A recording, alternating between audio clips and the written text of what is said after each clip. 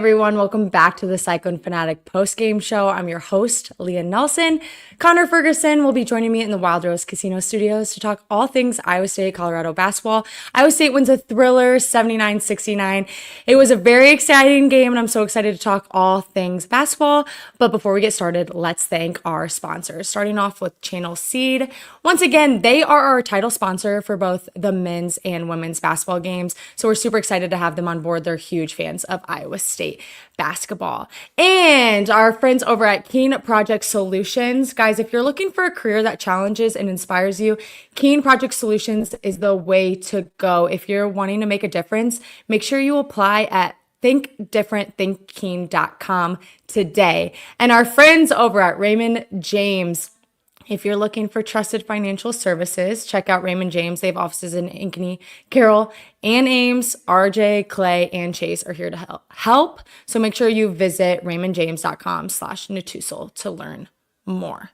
All right, Connor, come on in. Join me. Welcome back. I feel like I just saw you. How's it going? Yeah. How's your holidays? Good?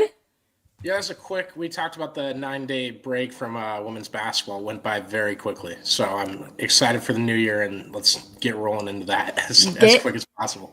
Exactly. This was a fun start to that, little break of basketball, but kind of what are your initial vibes to this, very exciting kind of heart palpitating game?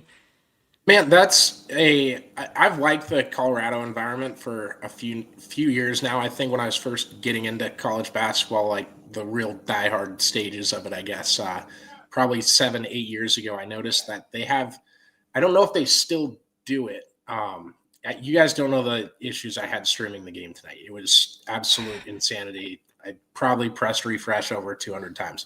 But they had students filled the entire lower bowl at one point in that arena. They've always had this like really kick-ass atmosphere for a team that kind of flies under the radar a lot, and that's their second home loss in the last 26 games. So really impressive win for Iowa State, and really impressive environment too. I wasn't at all surprised by that. Who are some key players that you were excited to see kind of go off? I know for me, Chatfield was really fun to watch with some offensive rebounds, but anyone else stand out to you tonight? I was really, really excited seeing Chatfield. I don't think there's one college basketball guy I follow on Twitter that didn't mention him tonight. I mean, seriously, it was everybody, and it was every media timeout there'd be a new one chiming in like, this Chatfield guy, I really like this guy. 7 offensive boards for him, his entire rebounding stat. That's something I don't think I've seen in a long, long time.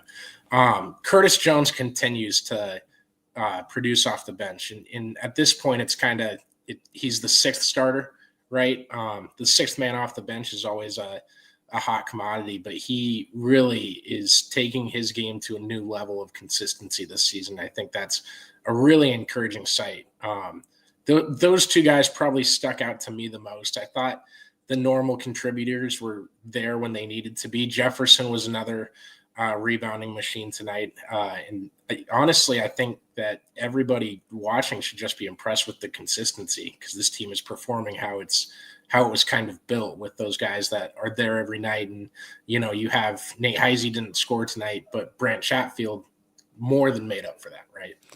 Iowa State continues to work well under pressure. I mean, this was a true test tonight. I mean, obviously Colorado isn't ranked, but man, is it hard to play at Colorado. So it's really, really exciting. This might be a silly question, but do you think the altitude had anything to do with kind of Iowa State's, difficult, not start, but just game? It felt like, to me, it seemed like they were a little tired throughout the game. I love this question because I think I was a younger journalist. I think it was Coach Robinson from the last staff. I asked him in kind of passing when we were just sitting with a group of journalists. And I was about laughed out of the room for asking if altitude would affect their team at all going out to Colorado, because I grew up playing hockey out in Colorado a few times a year, and it affected us when we were 10 years old. So I don't know. I mean, to me, every game in Colorado was affecting your breathing in some way, and we were pretty decently worked out for a group of 10-year-olds or 12-year-olds, but I don't know. It's tough. really changes based on what exact city you're in and what is higher and lower. And I kind of stopped looking at it after that. Travis Hines, really, I mean, he couldn't have been making more fun of me with the face he was looking at me with after that question. But no, I I think love it's a Travis. valid question. I think it's a valid question. There's so much that goes into the sport that people don't realize. So, Did you hey, ever play out there? no, but we played at BYU and we had our coaches, you go out an extra day early just to get reps and get to play on the field and see how it is.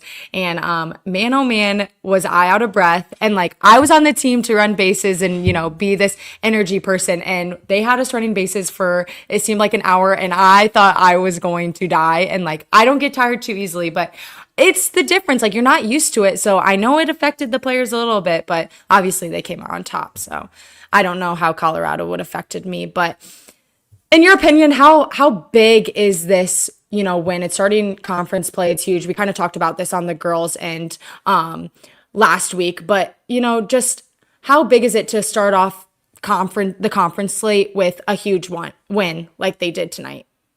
Yeah, I mean, you want to get the momentum rolling and you want that feel good energy to continue because once you have one loss, it's a lot easier to get the second one and to pile them up and things like that. So to get this in your first game back, to have to go to that environment, fresh off the holiday break and everything, it's going to pay dividends in some way or another. But overall, it's far better than exiting that game with a loss, especially where Iowa State is at right now.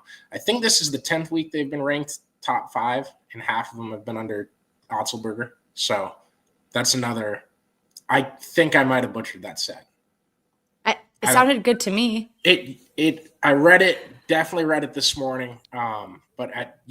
It's you want to stay there, you want to stay up in those rankings and really establish the brand, and that's the biggest thing. I talked about in my column over the weekend about establishing brands and people complaining about the football uniforms. Well, best way to establish a brand is be ranked in the top 5 every week. Right. And, speaking of football uniforms, I love them. I think they look so sick. And again, look good, feel good, play good. So if the players want to wear it and they're going to play well in them, then might as well let them wear it and not complain about it. And that's all I have to say. I don't know if, do you agree? I think the black uniforms give the players supernatural powers. They play faster, they play stronger every time they wear them. That's Thank you. 100% serious take. Don't even accuse me of being tongue in cheek. No, I'm being serious. Like you don't understand how long it took me to convince Coach Pink to get black uniforms. The whole team wanted it. Like we were begging and we weren't allowed to wear them a whole lot because, Coach Pink is very superstitious and he's a diehard Cyclone, meaning he wants to wear gold on Sundays and he loves the Cardinal. And so it was hard to get us to wear the black. But when we did, man, I felt like there was this new vibe when we were walking out of the dugout. So I get it. Anyway, enough about the uniform. Oh, thanks, Aiden, for pulling that up. Perfect. Yeah, I knew it was from Marner. Heck yeah. Yeah, you nailed it. Anywho, thank you, Aiden. You rock. You're so good at your job. Sorry I didn't credit you originally, Marner. I couldn't remember who tweeted it. Connor, what are like 3 things that you think, Iowa State really, really capitalized on to be able to finish this game with a 10-point lead? I'll tell you, and it doesn't physically scare me as a human, but it is scary how good this team is at responding to big shots. I mean, that alley-oop that Colorado had, I didn't get the number down because I was hitting refresh, and I can't stand streaming. I wish we had regular television again. But that alley-oop they had, usually that's like, okay, the momentum shifted. Colorado's going to go on a run now, and we're going to see what happens. Iowa State didn't look back after that. I think they were up by 2, and I think their lead got up to 7 and never got below 7 after that. I'd have to go play by play and find it again. But that really impressed me, just responding to a play like that. And then many times throughout the game, I believe there was 3 in the first 12 minutes, Colorado would hit either a layup or a 3-pointer, some sort of pretty decent shot.